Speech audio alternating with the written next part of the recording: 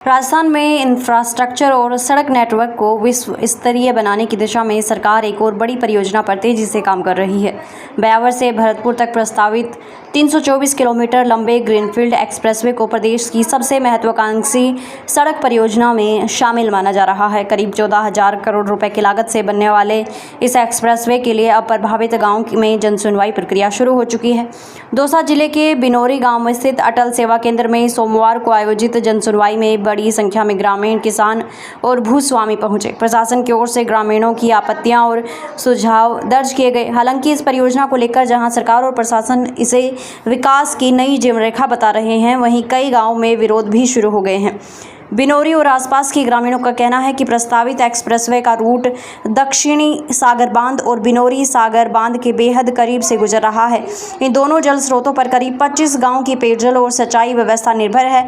ग्रामीणों का आरोप है कि यदि एक्सप्रेसवे का निर्माण इसी रूट पर हुआ तो बांधों और जल संरक्षण क्षेत्र को नुकसान पहुंच सकता है, जिससे भविष्य में गंभीर जल संकट खड़ा हो जाएगा। ग्रामीणों ने प्रशासन से मांग की कि एक्सप्रेसवे का सर्वे और रूट बदला जाए ताकि जल स्रोतों को सुरक्षित रखा जा सके।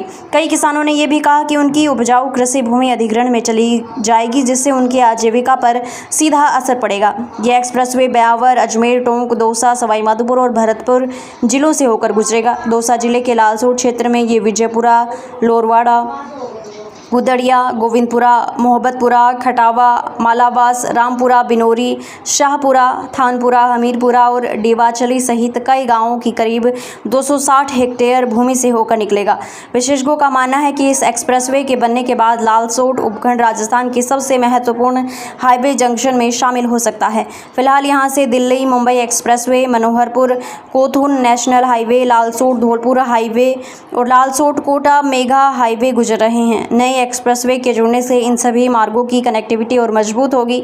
इसका सबसे बड़ा फायदा यह है कि राजस्थान के कई बड़े शहरों के बीच यात्रा समय कम होगा और परिवहन व्यवस्था तेजी से होगी।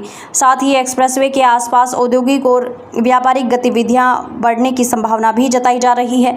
इस परियोजना ने एक बार फिर से विकास और पर्यावरण के बीच संतुलन को लेकर बहस छेड़ दी है। सरकार जहां इसे राजस्थान की आर्थिक प्रगति का बड़ा कदम बता रही है, वहीं ग्रामीण जल स्रोतों, खेती और स्थानीय पर्यावरण पर पड़ने वाले असर को लेकर चिंतित है। अब सबसे बड़ा सवाल यही है, क्या प्रशासन ग्रामीणों की आपत्तियों को ध्यान में रखते हुए समाधान निकाल पाएगा या फिर ये विरोध आने वाले समय में बड़ा आंदोलन बन सकता है।